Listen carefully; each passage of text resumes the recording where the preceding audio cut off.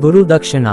एक बार एक शिष्य ने विनम्रतापूर्वक अपने गुरु जी से पूछा, गुरु जी, कुछ लोग कहते हैं कि जीवन एक संघर्ष है, कुछ अन्य कहते हैं कि जीवन एक खेल है और कुछ जीवन को एक उत्सव की संज्ञा देते हैं, इनमें कौन सही है?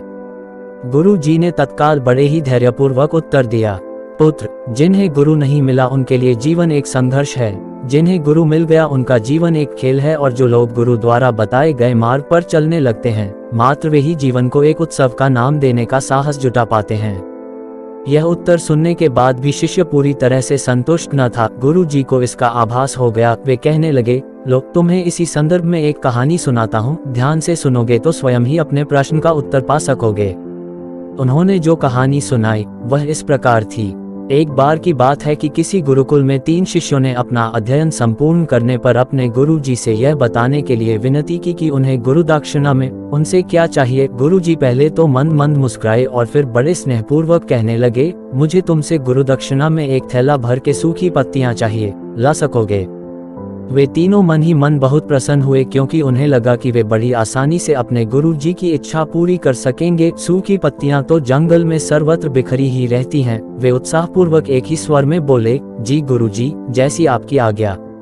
अब वे तीनों शिष्य चलते चलते एक समीपस्थ जंगल में पहुंच चुके थे, लेकिन ये देखकर कि वहां पर तो सूखी पत्तियां केवल एक मुट्ठी भर ही थी, उनके आश्चर्य का ठिकाना न रहा। वे सोच में पड़ गए कि आखिर जंगल से कौन सूखी पत्तियां उठाकर ले गया होगा। इतने में ही उन्हें दूर से आता हुआ कोई किसान दिखाई दिया। वे उसके पास पहुंचकर उससे विनम्रतापूर्वक याचना करने लगे कि वह उन्हें केवल एक थैला भर सूखी पत्तियां दे दे। अब उस किसान ने उनसे क्षमा याचना करते हुए उन्हें ये बताया कि वह उनकी मदद नहीं कर सकता, क्योंकि उसने सूखी पत्तियों का ईंधन के रूप में पहले ही उपयोग कर लिया था। अब वे तीनों पास में ही बसे एक गाँव की ओर इस आशा से बढ़ने लगे थे कि हो सकता है वहाँ उस गाँव में उनकी कोई सहायता कर सके। वहां पहुंचकर उन्होंने जब एक व्यापारी को देखा तो बड़ी उम्मीद से उससे एक थैला भर सूखी पत्तियां देने के लिए प्रार्थना करने लगे, लेकिन उन्हें फिर से एक बार निराशा ही हाथ आई, क्योंकि उस व्यापारी ने तो पहले ही कुछ पैसे कमाने के लिए सूखी पत्तियों के दोने बनाकर बेच दिए थे। लेकिन उस व्यापारी ने उदारता दिखाते हुए उन्हें एक बूढ़ी माँ का पता बताया जो सूखी पत्तियां एकत्रित किया करती थी। पर भाग्य ने यहाँ पर भी उनका साथ नहीं दिया, क्योंकि वह बूढ़ी माँ तो उन पत्तियों को अलग अलग करके कई प्रकार की औषधियाँ बनाया करती थी। अब निराश होकर वे तीनों खाली हाथ ही गुरुकुल लौट गए। गुरु जी ने उन्हें देखते ही स्नेहपूर्वक पूछा, पुत्रों, ले आए गुरु दक्षिणा?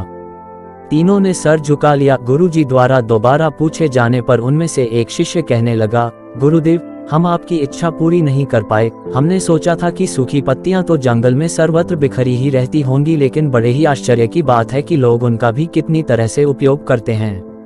गुरु जी फिर पहले ही की तरह मुस्कुराते हुए प्रेम पूर्वक बोले, निराश क्यों होते हो? प्रसन्न हो जाओ, और यही ज्ञान की सूखी पत्तियां भी व्यर्थ नहीं हुआ करती, बल्कि उनके भी अनेक उपयोग हुआ करते हैं। मुझे गुरु दक्षिणा के रूप में दे दो। तीनों शिष्य गुरु जी को प्रणाम करके खुशी खुशी अपने अपने घर की ओर चले गए।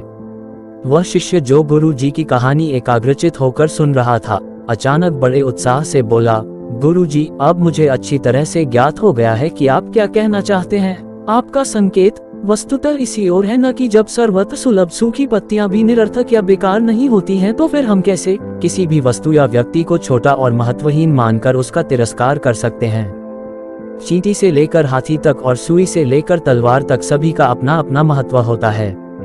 गुरु जी भी तुरंत ही बोले, हाँ पुत्र, मेरे कहने का भी यही तात्पर्य है कि हम जब भी किसी से मिले तो उससे यथायोग्य मान देने का भरसक प्रयास करें, ताकि आपस में स्नेह, सद्भावना, सहानुभूति एवं सहिष्णुता का विस्तार होता रहे और हमारा जीवन संघर्ष के बजाय उत्सव बन सके। दूसरे, यदि जीवन को एक खेल ही माना जाए तो बेहतर यही होगा कि हम निर्विक्षेप, स्वस्थ एवं शांत प्रतियोगिता में ही भाग लें और अपने निष्पादन तथा निर्माण को ऊंचाई के शिखर पर ले जाने का अथक प्रयास करें। अब शिष्य पूरी तरह से संतुष्ट था।